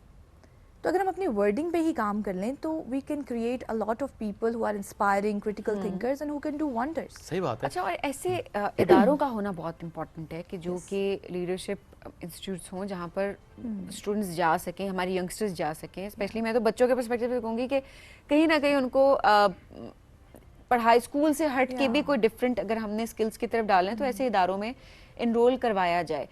क्या बेस्ट एज होती है जिसमें पेरेंट्स को बच्चों की लीडरशिप स्किल्स पे फोकस करना शुरू कर देना चाहिए? What is the right age? As per my perspective और जितना मेरा एक्सपीरियंस एजुकेशन फील्ड में, इट्स बिन 13 years, मुझे ये लगता है कि right from the very young age, अगर हम फॉरेन कंट्रीज़ की बात करते हैं जैसे 7 habits of highly effective people है, तो वो उनके मॉन्टेसरीज वहाँ से स्टार्ट हो रहे हैं, because they are the habits you have to adopt. तो वो एक लीडरशिप कल्चर है जो वो क्रिएट कर देते हैं. जैसे स्टार्टिंग में बच्चों को सिखाते हैं कि you have to use the courtesy words, कि आपने कोई चीज़ दे दी है so you can say thank you very much. आपने किसी से कोई रिक्वेस्ट करना है so can you please do this for me. So these are the words कि जो हम सिखाते हैं कि आपने कैसे कर्टियस होना है. सो लीडरशिप स्टार्ट्स फ्रॉम दैट. और फिर हम ये करते हैं कि जैसे सर ने कहा कि ऐसी कौन सी 2-3 चीज़ें जो हम बच्चों को सिखाएं. सो कम्युनिकेशन के बाद critical thinking and initiative taking. Yes, एक लीडर वही बन सकता है जो इंडिपेंडेंटली इनिशिएटिव ले सकता है, अपना डिसीजन ले सकता है. तो हमारे घरों में ये होता है कि अगर बच्चा कुछ कह दे कि मैंने ये करना है तो वो कहते हैं कि हाउ, कैसे, अभी तो आपके बड़े बैठे हैं. तो इट्स नॉट अबाउट ये भी नहीं, हम कहते हैं तुम तो कर ही नहीं सकते. हाँ, तुम तो कर ही नहीं सकते, तुम्हारी एज नहीं है और एक्सपीरियंस नहीं है. सो उनकी एज के हिसाब से let them take decisions, let them try. या उन्होंने क्या पहनना है, लेट देम डिसाइड. उन्होंने क्या खाना है, क्या पढ़ना है, क्या करना है. सो ये छोटे छोटे डिसीजंस जो हैं वो उनको कॉन्फिडेंस. अच्छा, बाजू का ये होता है ना कि मना भी कर दिया जाता है कि ये ना करो, ख़राब हो जाएगा. क्या इससे भी बच्चे का कॉन्फिडेंस शैटर होता है? लेकिन देखिए कुछ चीज़ें ऐसी होती हैं जिसमें बाकी बच्चे को मना करना पड़ रहा होता है कि आप ये चीज़ नहीं कर सकते. कैसे पेरेंट्स इस चीज़ को आइडेंटिफाई करें, उस सिचुएशन को हैंडल करें कि हाँ हमें किस तरह से कम्युनिकेट करना है, या ये चीज़ करने देनी है और ये चीज़ नहीं करने देनी, क्योंकि नुकसान तो एट द एंड है ना दोनों सिचुएशंस में. इसमें जो एक बेस्ट प्रैक्टिस है जो हमने अपने स्टूडेंट्स के साथ भी करके देखी है और हम अपने घरों में भी कोशिश करते हैं कि let the child decide what they want to do. आप उनको एक दफ़ा करने तो दें, उनको इतना कॉन्फिडेंस दें कि उसको पता हो कि उसने क्या करना है. बिकॉज बच्चे रिटेलिएट तब करते हैं when they feel like they are not heard, उनको सुना नहीं जा रहा. सो आप उनसे सुने, डिसाइड करें, डेवलप दिस हैबिट कि after that let them decide कि वो क्या करना चाहते हैं. सो एक दफ़ा अगर वो कुछ करेंगे they will face the consequences and they will think. So this is critical thinking, कि वो फिर सोचते हैं कि वेदर ये चीज़ करनी है या नहीं. लेकिन अगर आप पहले ही रोक देते हैं तो उसमें और क्यूरोसिटी आती है कि अब तो ये करना ही करना है. सही बात है. Because we have this thing कि अगर हमें किसी ने कभी किसी चीज़ से मना किया है तो हमने लाजमी वो चीज़ ट्राई ज़रूर की होगी. ये होता है. सक्सेस के लिए कम्युनिकेशन का कितना इम्पोर्टेंट रोल है और कितने % रोल है? मुझे लगता है कि अगर मैं अपने पॉइंट ऑफ व्यू को शेयर करूं, कुछ लोग डिसएग्री भी शायद करेंगे, तो I think 90% role is the communication. अब आप देखिए यूनिवर्सिटी से जब ग्रेजुएट्स निकलते हैं उनके पास डिग्री तो होती है, लेकिन जब वो इंटरव्यूज के लिए जाते हैं वो क्लियर नहीं होते. ये मसला है। और वहाँ से वो डिसाइड होते हैं, वो क्यों क्लियर नहीं होते? The reason is your communication. अब अगर आपसे ये पूछा जाता है कि आपके पास क्या स्किल्स हैं, हम आपको क्यों हायर करें, हमने भी इस सवाल को बड़ा रट्टा लगाया और बड़े इंटरव्यूज में हमने जाके इफेक्टिव कम्युनिकेशन स्किल्स। हाँ, तो अब एक स्टूडेंट ये कन्विंसिंग वे में नहीं बता पाता किसी एम्प्लॉयर को कि भाई मेरे पास ऐसा क्या है। अगर आप स्किल्स की भी बात कर लें तो स्टूडेंट्स को नहीं पता कि स्किल क्या है। कॉन्फिडेंस भी एक स्किल है। कॉन्फिडेंस जो है वो सीखा जाता है। कॉन्फिडेंस, या हाँ, मतलब कॉन्फिडेंस और ओवर कॉन्फिडेंट होने में और बदतमीज होने में भी डिफरेंस है। So we need to tell that you need to differentiate. तो ये चीजें जो हैं बहुत कम है। कोई ऐसी टिप जो लास्ट में देना चाहती हूँ अपने सुनने वालों को, स्पेशली यूनिवर्सिटी के स्टूडेंट्स को, यू नो अब वो एंटर हो रहे होते हैं प्रोफेशनल लाइफ में, उनके लिए ज़्यादा इंपॉर्टेंट है ये to understand this leadership and communication skills. कोई टिप, कोई बात जो करना चाहती हैं? The one tip that I would like to share for all the youngsters, for all the listeners, parents even, कि जहाँ पे आप बच्चों के टेक्निकल स्किल्स पे काम कर रहे हैं, आप उनको एजुकेशन दे रहे हैं, आप डिग्रीज दे रहे हैं, उसके साथ साथ बच्चों के सॉफ्ट स्किल्स, बिहेवियरल स्किल्स पे काम करें, जिसमें कम्युनिकेशन है, आपका कॉन्फिडेंस बिल्डिंग है, क्रिटिकल थिंकिंग है और लीडरशिप स्किल्स है, क्योंकि ये रियल लाइफ स्किल्स हैं। और इसके लिए प्रॉपर ट्रेनिंग दिलवाएं उनको। प्रॉपर ट्रेनिंग, अगर आपको लगता है कि आपका बच्चे का ऐसा एनवायरनमेंट नहीं है तो डेफिनेटली आप उसको वो चीज़ सिखाएं, बिकॉज जब वो प्रोफेशनल लाइफ में एंटर होंगे तो these things are crucial. Absolutely, और उसका फायदा होगा। यस, बाकी ज़्यादा फायदा होगा। वो थोड़ा सा जो आप इन्वेस्ट कर लेंगे वो टाइम एनर्जी, तो उसका प्रोफेशनल लाइफ में बहुत ज़्यादा फायदा हो सकता है। बड़ा दुरुस्त आपने कहा, ये वाकई मसला है। PhD की होती है, रिसर्च पेपर्स लिखे होते हैं, अपने नॉलेज के हिसाब से अपने सब्जेक्ट में बहुत अच्छे होते हैं, बट उसको प्रेजेंट नहीं कर पाते, उस पर बात नहीं कर पाते। रिसर्च प्रपोजल्स कहीं देना हो, इवन कोई इंटरव्यू देना हो, कन्विंस ही नहीं कर पाते। और में कॉन्फिडेंस, दे लैक कॉन्फिडेंस। ये इवन ये हमारे साथ भी है। बहुत से ऐसे फेलोशिप्स में, बहुत से ऐसी जगह पर ये होता है कि हम अपने प्रोफेशन में एक्सेल कर रहे होते हैं, एक्सपीरियंस होता है, हर लिहाज से ठीक होता है, लेकिन उस पैनल के सामने जाके हम डिलीवरी नहीं कर पा रहे होते। तो अपने आप को बड़ा रीजन ये होता है कि हम अपने बच्चों में एक फियर डेवलप करते हैं, फियर ऑफ जजमेंट। अब हम क्यों किसी के सामने प्रेजेंट नहीं कर पाते? क्योंकि हमें फियर ऑफ जजमेंट होता है, यार ये हमें जज करेंगे। तो जब आप बचपन से बच्चों को ये फियर दे रहे हैं तो आपका बच्चा कभी भी कोई कोर्स करने के बाद भी कॉन्फिडेंट नहीं बनेगा। सही है, तो बड़ा जरूरी है जी वो राइट कॉन्फिडेंस देना, कम्युनिकेशन स्किल्स पे काम करना। खुद कर सकते हैं, इट्स वेल एंड गुड, नहीं कर सकते, एनवायरनमेंट ऐसा नहीं है तो प्रॉपर्ली, अब तो इदारे हैं, लोग हैं, काम कर रहे हैं, तो आप जरूर हेल्प लें ताकि आगे चल के चीज़ें बहुत आसान, बहुत बेहतर हो जाएं। सुमेरा साहब, thank you very much for joining us today, it's great to have you. नाज़रीन, आपसे लेंगे इजाज़त, दोबारा मुलाकात करेंगे कल। बहुत सा ख्याल रखें, अल्लाह हाफ़िज़।